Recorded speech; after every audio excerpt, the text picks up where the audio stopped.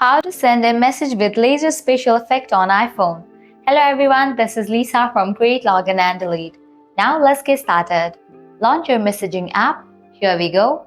Now head towards the conversation where you want to send the text with special laser effect.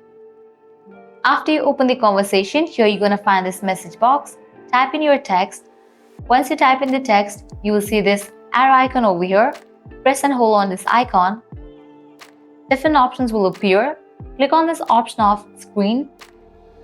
Now swipe to the right, you're gonna find different screen effects.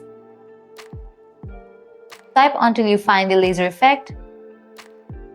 So here is the laser effect. Now I can send your text. So this way you can easily send a message with laser special effect on iPhone. By applying the same process, you can easily send a message with laser effect to anybody. Well, that's a wrap for this video. At the end, if you guys find this video helpful, don't forget to like, share and subscribe to our channel. Thanks for watching.